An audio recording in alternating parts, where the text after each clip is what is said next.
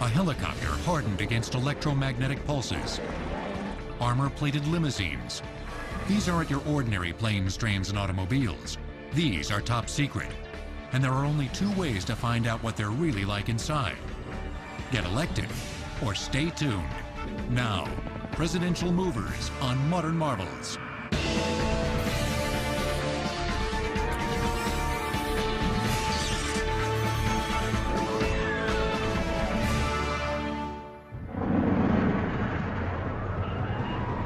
On September 11th, 2001, during the chaos of the terrorist attacks, President George W. Bush boarded a special 4-engine turbofan Boeing 747 jumbo jet. Tail number 28000. Like any Air Force vehicle carrying the president, this craft was designated Air Force One. With the president a potential target, the jet took off at an angle steeper than this more typical takeoff to avoid a possible surface-to-air missile assault. The passengers on board thought it was near vertical ascent out, full throttle, in a national emergency. And of course, as that fateful day unfolded, Air Force One was the extension of the White House, a refuge, a means of travel, a symbol of the American presidency. This plane, one of two nearly identical jumbo jets designed for presidential use, was deployed in a deception maneuver as Bush was taken from Florida on a circuitous route back to Washington. Air Force One is not a stealth aircraft. Still, had it come under attack, the pilots would have had at their disposal certain defensive measures. There is a passive anti-missile defense system in the tail of the aircraft that is designed to defeat infrared missiles by emitting a heat source that produces more heat than the exhaust of the aircraft engines. A decoy system can fool the missile and draw the missile away from the aircraft.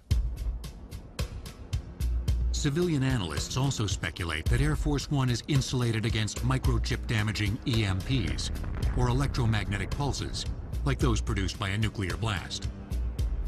The purpose, of course, is for Air Force One to be able to fly in wartime, including nuclear wartime, and to be able to carry the president. Much of this is shrouded in secrecy, but we know such systems exist, and they would represent the very state of art when it comes to providing defensive capabilities for an airplane. Lay experts strongly believe that Air Force One does not have offensive weapons. After all, it is in the end a transport airplane, and it is not a weapon of war, although it can be a wartime command post. Air Force One can fly at speeds approaching 630 miles an hour, as high as 45,000 feet above the Earth. This 800,000-pound, 231-foot-long jet contains some of the most advanced communications equipment in the world, including encryption and scrambling devices for secure links to the ground. There are also 85 phones, including secure lines and two-way radios, plus fax machines, 19 televisions, and computer ports. A conference room and private presidential suite, plus a galley capable of preparing 2,000 meals, keep the president a functioning chief executive miles above the Earth's surface. An operating room next to an emergency room can handle medical crises. The plane has become an extension of the White House. It's a flying Oval Office. Without Air Force One, getting the president back to the Capitol quickly and safely on September 11th would have been far more difficult. All presidential movers are designed to keep the president safe, and by extension, our government working. For more than 150 years, trains, autos, airplanes, and helicopters have been transformed into high-tech cocoons. We need to safely transport the most powerful person in the world, but these vehicles have become potent symbols themselves of the office they serve. Nixon landing in China, opening up China. What greater image do we have of that, of the American plane? Here's America, guys, and Reagan leaving the negotiating table, calling Gorbachev's bluff in Iceland, and getting in his plane and flying back. We have the world defined by a president who can get on a plane, fly across half the world, stand before a wall built by a dictatorial regime and defy that regime. And therefore, as a free man, I take pride in the words, Ich bin ein Berliner. And they often play their part in our most profound national dramas. Kennedy's assassination in 1963, Roosevelt's death in 1945, Nixon's resignation in 1974. Perhaps the most technologically impressive of all the presidential movers are the airplanes. The current 747s are the latest in an evolution that began with the first airplane to ever take a president aloft in St. Louis, Missouri, back in 1910. The first president to fly was Theodore Roosevelt. However, he was not the president of the United States at the time. He had left office, but he actually got into a Wright Brothers aircraft and went around. This historic and dangerous trip, captured by another fledgling technology, motion pictures, was the first of a series of presidential milestones to take place in the air.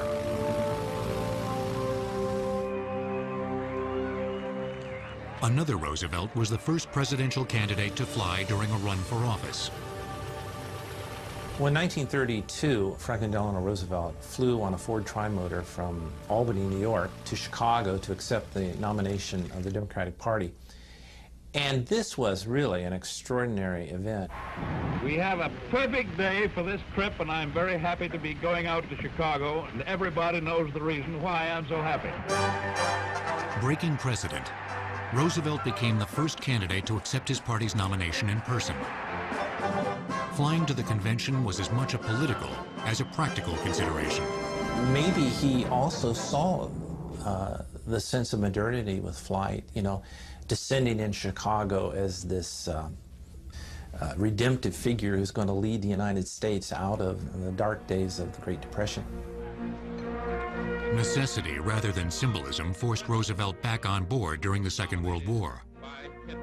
In January of 1943, a full 11 years after his trip to Chicago, he became the first sitting president to fly, traveling to a conference in Casablanca in a Boeing 314 Clipper seaplane.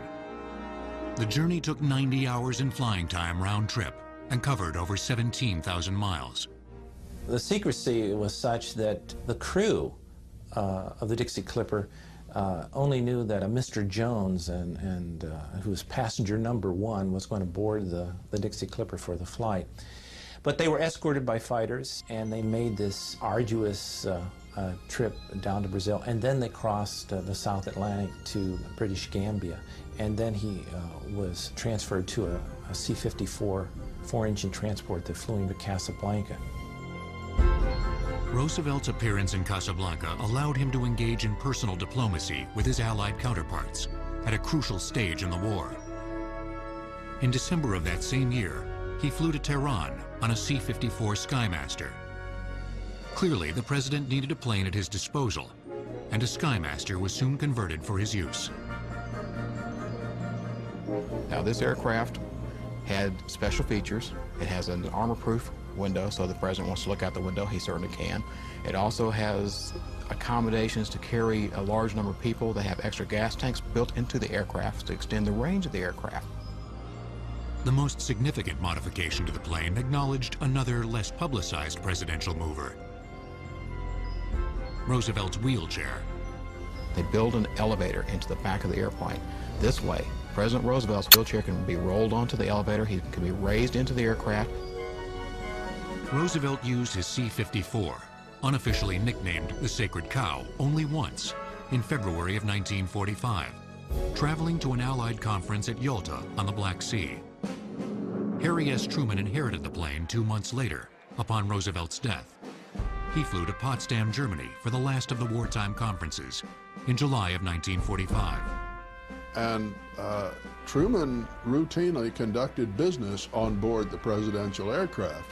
He signed the National Security Act of 1947, which created the Defense Department, the Air Force, and the CIA, among many other things.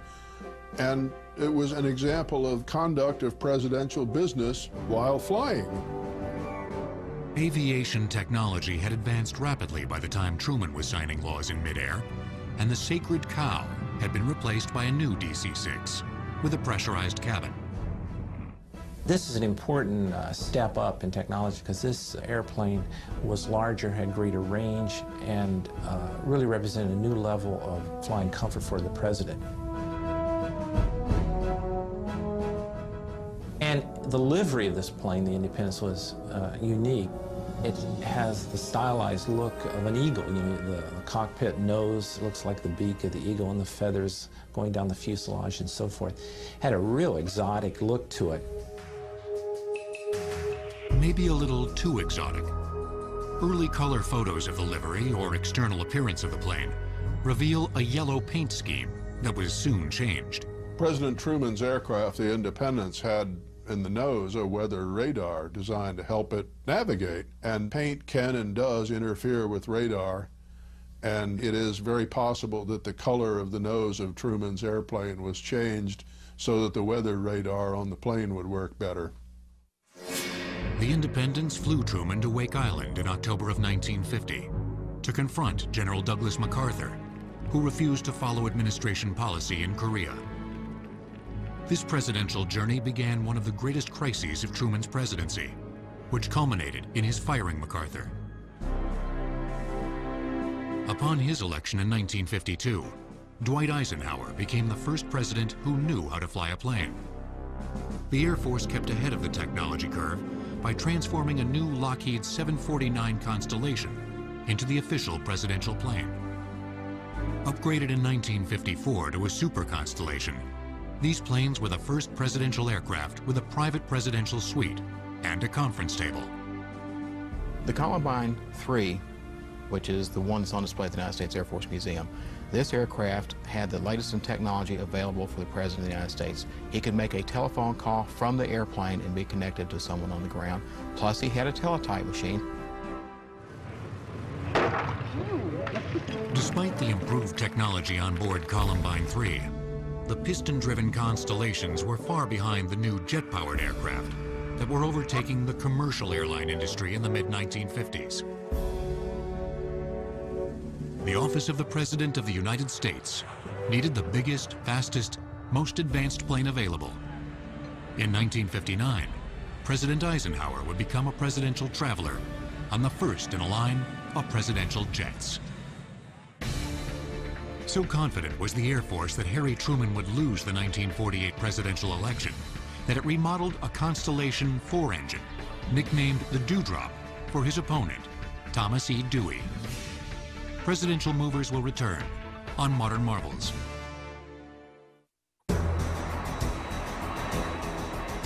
Today's Air Force One jumbo jets are the latest in a series of jet-powered aircraft that began in the late 1950s.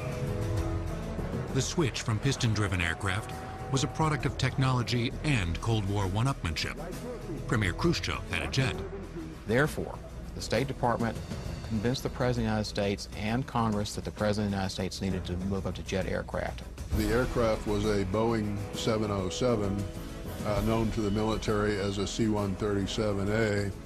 It was not built and earmarked specifically for presidential travel, but Eisenhower flew on this aircraft. Tail number SAM for Special Air Mission 709 was the first plane designated with a radio call sign Air Force One. Initially, an airplane was named based upon the mission number the airplane was flying, so the number would change periodically. Unfortunately, one day, President Eisenhower was using a number very similar to one being used by an Eastern Airlines aircraft, and there was some confusion as to which aircraft the President of the United States was on. To make certain that never happened again, the Air Force adopted a code word, a secret code word, Air Force One. The name carried over even to the smaller Air Force planes the President occasionally used. But the secret got out, and the term Air Force One caught on. So did 707s. Everybody recognized this aircraft as leading all others in advancement aviation. This was the aircraft. A new 707, tail number SAM 26000, joined a new president, who recognized that the orange Air Force security paint job had to go. The Kennedys, with their interest in style and their flair for that, enlisted Raymond Loewy, who was an industrial designer, a very famous one, to see if he could come up with a new livery, a new paint scheme. The light blue, silver, and white livery, proudly displaying United States of America, with the American flag on the tail and the presidential seal on the door, was iconic. I think it's a paint scheme that just really fits the airplane. I personally think it fit the 707 to a T. The new Air Force One had style and substance over the Eisenhower-era Columbine III, which Kennedy still had access to. The difference between these two aircraft is like night and day. The 707 is much faster, going along at about 550 miles an hour as opposed to 300 miles an hour. It is truly transcontinental. The aircraft cannot be refueled in flight, but it carries enough fuel that it can get across the Atlantic and well into any place it needs to go. SAM-2 6000 had the most up-to-date electronics and communication systems available. It also flew higher and more smoothly than previous planes. Kennedy's original presidential suite gave the chief executive some privacy, with a bedroom in addition to plush, comfortable chairs. In 1963, the plane entered the record books. President Kennedy wasn't on board, but a U.S. delegation flew to Moscow in 1963, and they broke 30 world records, including the fastest time from the United States to the Soviet Union. In June of that year, Kennedy took SAM-2 6000 for his dramatic visit to Berlin. But the jet made a more memorable impression in Dallas on November 22nd. And it will be only a matter of minutes before he arrives at the trademark. Something has happened in the motorcade route. Stand by, please. Members of the crew listened in shock as news of the president's assassination was broadcast. It had been announced that they thought that the president was not going to make it, and which was unbelievable.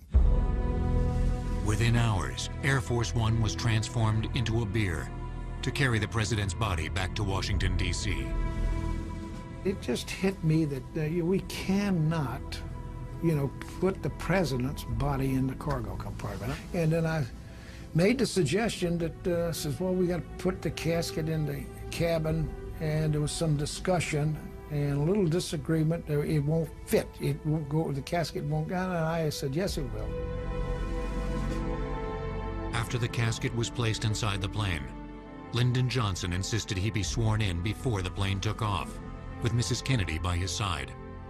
And that's one of the most searing and memorable photographs in American history of Jacqueline Kennedy standing there with that blood-splattered outfit on. So there's Air Force One, and it's at the epicenter of the American experience at that point.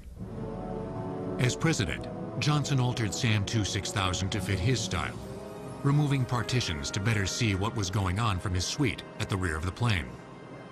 Johnson also used the plane as leverage, offering an exclusive ride as a political plum. Twice he visited troops in Vietnam. When Richard Nixon took office in 1969, SAM-2 6000 was being renovated.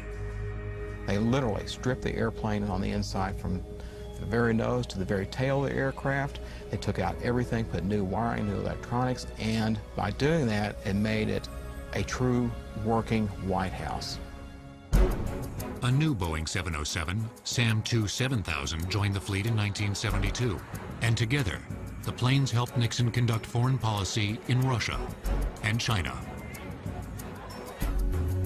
But in 1974, Nixon resigned the presidency amidst the Watergate scandal. I shall resign the presidency effective at noon tomorrow.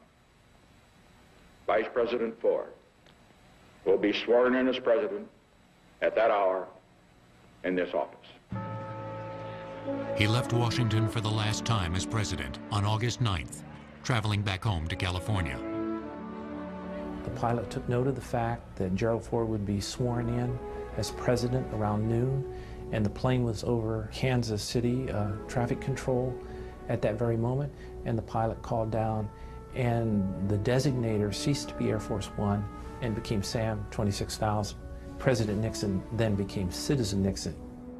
My instructions were that at noon, when everything was to pass, and they were going to have a martini together. They did have a martini at the passing of the guard, so to speak. The symbolic power of Air Force One backfired for President Ford when a stumble down the steps in front of the plane with Mrs. Ford became an emblematic image of his presidency. One of the stewards would try to hold the umbrella for her and another steward for the president, but President Ford refused that day. He said, "I'll take the umbrella." And he slipped a little bit, thought I'd lost my job. Got a few phone calls that evening. Both Presidents Carter and Reagan used Air Force One as a diplomatic tool and to symbolize the strength and power of the presidency. Most memorably during Reagan's visit to Berlin in 1987, an echo of Kennedy's trip 25 years earlier. Sam 27,000 took Ronald Reagan to Berlin, too, to make another epic speech. Mr. Gorbachev, open this gate. And that's another way of looking at Air Force One. It's kind of an arrow going through the sky, taking presidents to very pivotal meetings. By the end of Reagan's term, Air Force One needed an upgrade, and he signed the order for the current 747s. Good heavens. Oops, I'm sorry. Roomy setup. I just want to peek. Sure. Isn't this beautiful? See the hot tub? Delivered after the Reagan term, they have served Presidents Bush Sr., Clinton, and George W. Bush. It seems like we've reached technologically kind of a plateau. The current 747s represent, in terms of speed and accommodations and technical sophistication, everything you would need. More than any of the other vehicles that transport the President of the United States, Air Force One has become an extension of the President's power and influence. You've got this beacon of freedom landing on foreign soil, taking one of the most powerful men in the world to their particular country. So I think the symbolism is hugely important. When that airplane pulls up to the spot for arrival and the door comes open and the president comes out, I think that really symbolizes the strength of our country. Obviously, we have many symbols of strength in the country, but I don't think any show more strength than Air Force One. Long before Air Force One was sending presidents all over the world in the comfort of a flying office, chief executives got by with less efficient modes of transportation. For the first presidents, the horse and carriage represented the pinnacle of speed and comfort. The total cost of both of the Air Force One jumbo jet 747s, including all the top secret equipment, plus a specially designed hangar, is over $500 million. Presidential movers will return on Modern Marvels. The revolution in transportation over the last century has allowed the president a variety of options: planes, trains, and automobiles that simply didn't exist in 1789. For George Washington, transportation wasn't all that different from that of the Roman emperors, and it invariably involved horses. He went up and journeyed through New England with Thomas Jefferson. And he did this in his diaries. He talks about how he was there not for his own personal benefit or enjoyment. He just wanted the country to share the experience of him as president. Most early presidents, however, kept near the capital. James Monroe was an exception. In 1817 and 1819, he made 2 arduous carriage journeys through the North and South to inspect defenses. Monroe paid for both trips because there was no official budget for such excursions. In Boston, it's reported that 40,000 people traveled into the city just to get a peek at their president. When Lincoln, a promoter of railroads, took office in 1861, rails were tying the continent together. He used it to his benefit. He used it to get up to Gettysburg, for example. Wrote a little speech on the way there. For Lincoln, there's a lot of safety concerns. Very famously, he snuck into Washington as president-elect because it was perceived there was a plot in Baltimore to assassinate him. In 1864, Congress ordered a special rail car to safely transport Lincoln during the Civil War, the first vehicle built for a president and paid for by the government. It's a magnificent car, and he doesn't get to ride in it until he's shot and he's dead and he can no longer enjoy it. But that car made one of the most famous train journeys of a president ever, slowly with the bell chiming constantly all the way back to Springfield, Illinois, carrying Lincoln's body, and the country mourning alongside the road. Rutherford B. Hayes achieved an important presidential milestone in 1880 during one of his many travels. They called him Rutherford the Rover. And one of his achievements was that he took a train and went to the West Coast. And that act is incredibly symbolic.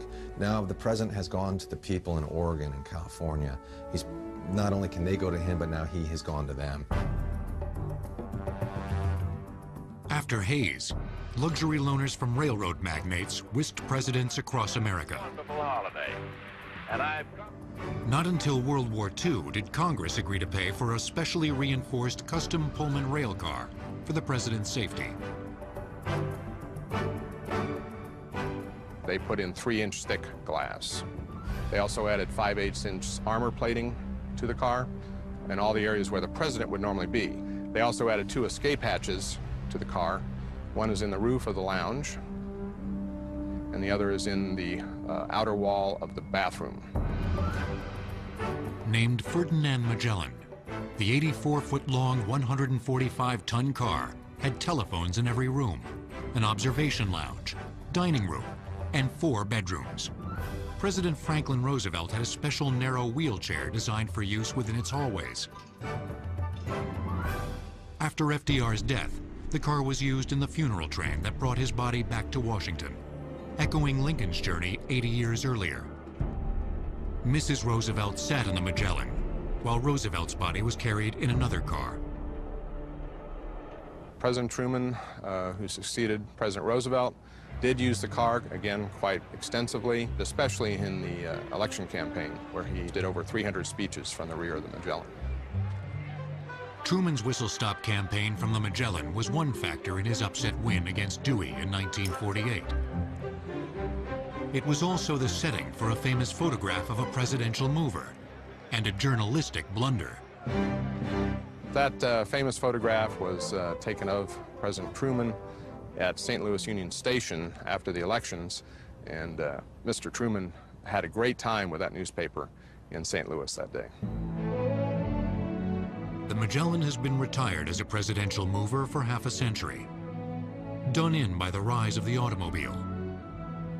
Now on exhibit at the Gold Coast Railroad Museum in Miami, it represents the last of the more leisurely presidential movers. Another leisurely presidential mover is really more of a presidential retreat, the presidential yachts, which began with a steamer used by Rutherford B. Hayes in 1880, aren't so much modes of transportation as modes of recreation. The yachts have kind of a party-like ambiance to them. You know, it's a place where you go for meetings or kind of a leisurely cruise. But I don't think they fall into the category of practical, essential travel. Presidents have officially entertained on them, as Truman did on the Williamsburg, and presidents have escaped from their burdens on them, as Kennedy did on the Honey Fitz. LBJ loved to play poker on his yacht. He'd bring his congressman on one of the yachts and tell him, "Gentlemen, we're not leaving until you agree with me." But there was always the nagging debate that they were an expensive luxury of an imperial presidency. Carter ended the debate in the late 1970s when he ordered the USS Sequoia auctioned off. If yachts best facilitated the president's escape from the people, then automobiles did just the opposite. No mode of transportation better allows the president to impart a message to his people than the car. It's personal, it's intimate, and it's also a security nightmare. The battle between the president's need to be seen and to be safe is waged around the automobile. President Ulysses S. Grant received a speeding ticket from a traffic cop for going too fast in his horse-drawn carriage. Presidential movers will return on Modern Marvels. George W. Bush rode to his January 2001 inaugural in an elegant black Cadillac DeVille stretch limousine. Or at least, that's what it looked like. This thing is its own beast. Cadillac, who's the builder of the current limousines for the president, has to make the car look like a Cadillac. But of course it's not. I think down to the ornament on the hood is oversized. Details are classified, but you can bet the car is armored, contains bulletproof glass, and has run-flat tires. Surely it hides defenses within its chassis, uses an air filtration system, and electromagnetic pulse defenses. It likely has night vision technology that projects infrared images. And that's just the car. There's also a driver, a very good driver, trained to flee any danger. The fleet of cars at the Bush administration's disposal is part of a century-old tradition of presidential transport that began with William McKinley, who became the first president to travel in an automobile, a Stanley steamer, in 1899. But it was William Howard Taft who established the car as a presidential mover. He convinces Congress to authorize within the normal $25,000 travel appropriation, which authorizes expense upon horses and carriages that Roosevelt had. He gets Congress to change that to include and automobiles. Now, Congress went crazy. Well, the winning argument, was said to be the winning argument, was that it would be cruelty to animals to have Taft be carried around by a horse. But really, the winning argument was that the president wanted these automobiles, and the president was going to get them. Due in part to Taft's endorsement, the auto industry doubled production during his first year in office.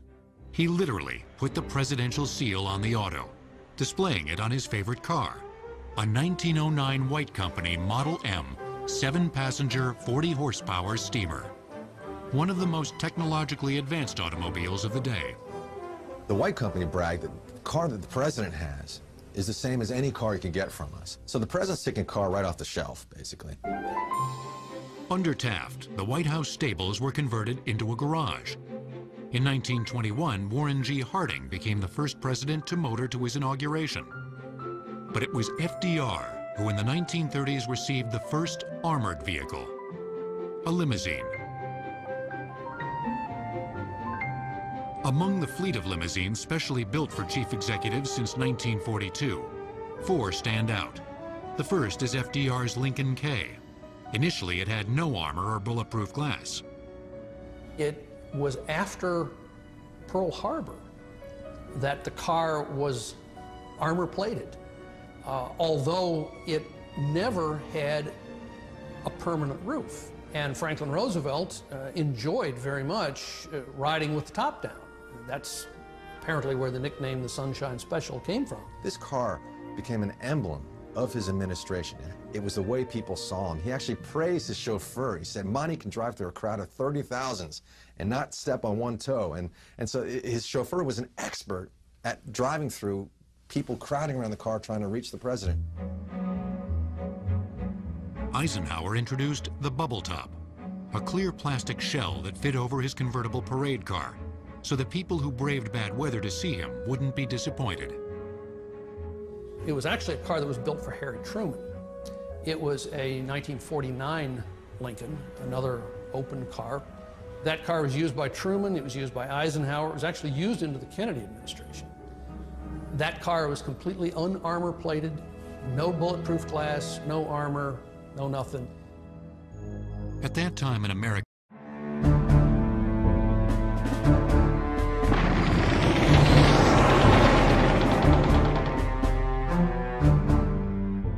in history, the president's political necessities trumped his security requirements.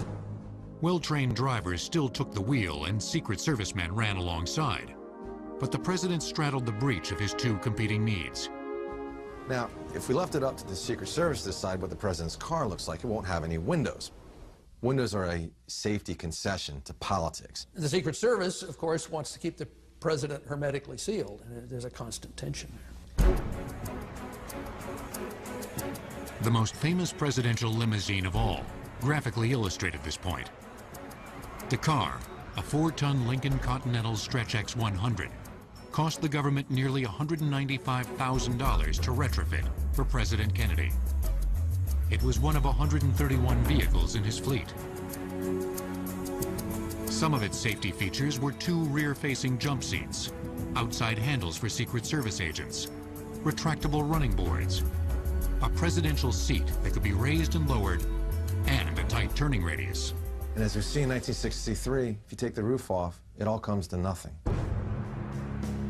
John F. Kennedy was assassinated as he sat in his unarmored Stretch X-100, caught between politics and safety. Rarely has a single event had such far-reaching impact. The Secret Service was in a quandary. They now demanded that the president have an armored car. And they had a choice. They could either build a brand new car, or they could modify the existing car. The reason the Secret Service rebuilt the Stretch X-100 rather than order and customize a new one was cost. After the Warren Commission examined and documented it, the car was released to the Secret Service. It still cost $1 million to renovate, including a $125,000, 1,500-pound windshield of bulletproof glass. They stripped the car down mechanically. They welded on a permanent armor-plated roof. They armor-plated the body. They armor-plated the doors all around the passenger compartment, underneath the car.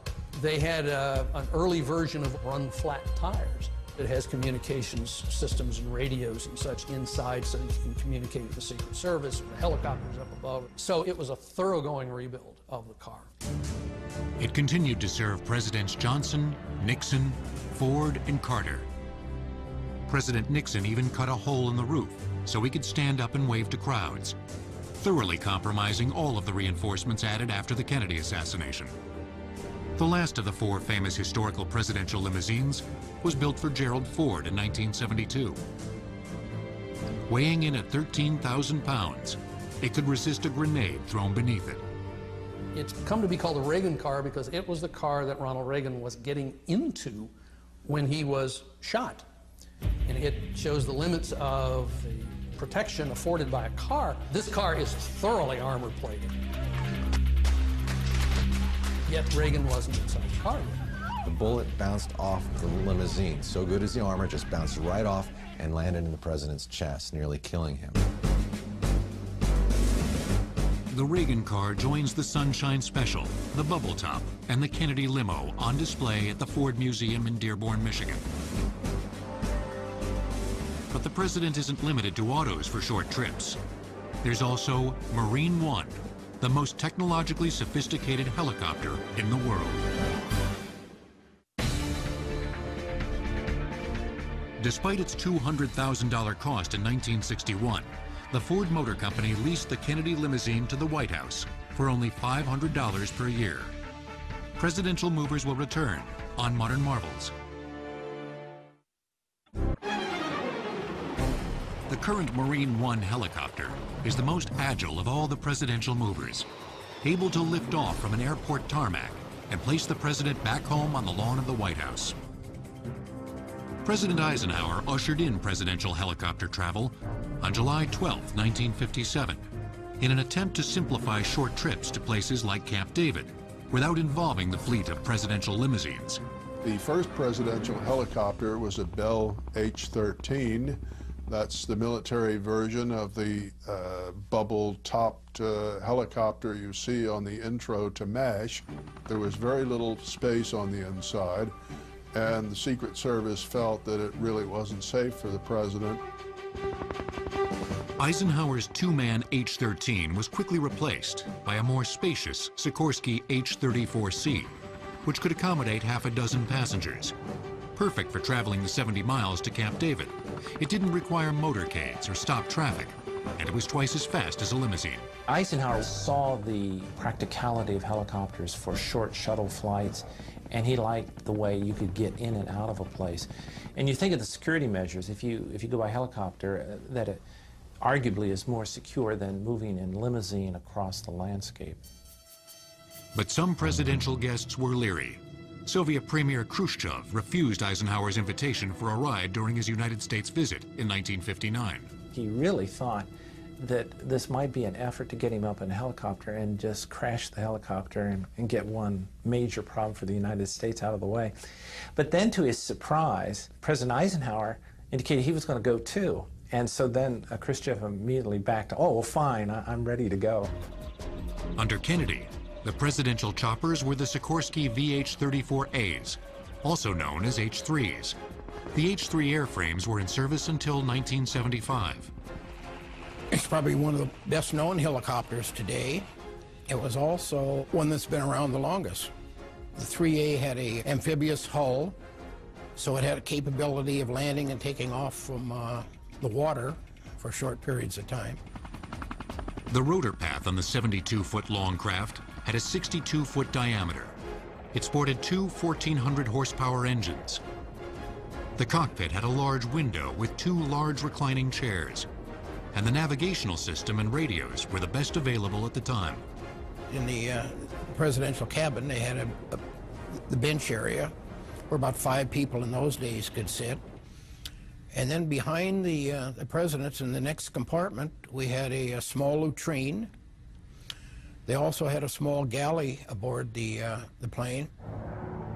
Marine One usually cruised at 135 miles per hour, roughly 1,000 feet in the air, for flights that lasted between 30 minutes and an hour. Kennedy even enjoyed showing his family how the choppers worked. As the co-pilot was checking over around the helicopter, he looked up and he saw the tail rotors winging, flapping back and forth. And he says, whoa, something's wrong with that. So he ran and looked in the cockpit, and there was John, and John was on the stick, and the president says, yeah, push it forward, then pull it back. So then the pilot says, Mr. President, he says, anything I can help you with? He says, no, we're getting along fine. Although the Marines are closely associated with the president's helicopter travel, initially the task was shared with the Army. In fact, Nixon's memorable departure from the White House in 1974 actually took place aboard the Army One helicopter. Like Air Force One, any Army or Marine vehicle transporting the president becomes Army One or Marine One. The Marine HMX-1 squadron took over sole responsibility in 1975. They bought additional new H-3s. Those are still in service today. The differences are some technology improvements with the rotor head and so on, and vibration dampening, and power plants have improved. General Electric makes those power plants. The current Marine One H-3 can travel 140 miles per hour at 14,400 feet for up to 600 miles, depending on its payload. Energy-absorbent landing gear and crash-resistant fuel tanks make it safer. It employs light armor, special protection from electronics damaging electromagnetic pulses, and probably weighs about 10 tons. But most information about the craft is top secret. But we do know that the 4-person crew can serve 15 passengers. Sound dampeners, air conditioning, a galley, and a restroom contribute to its comfort. It has two 1,500 horsepower General Electric turboshaft engines, but it can stay in the air with only one functioning.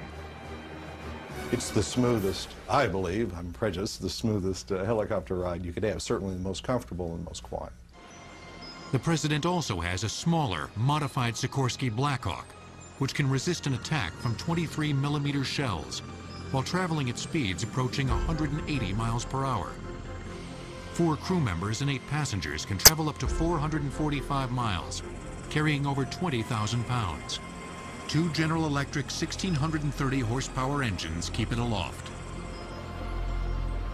Although Marine One offers the convenience of quick, short flights that avoid traffic and the logistical challenges of presidential ground transport, its greatest asset is its ability to remove the president from danger faster than any other presidential mover. Marine One would very quickly get to the president and move him away from that concern or threat, or move him to a medical facility if that, God forbid, if that happened. Marine One, like all presidential movers, has its utilitarian purpose. Each presidential mover gets the president from here to there. But they are more than just vehicles.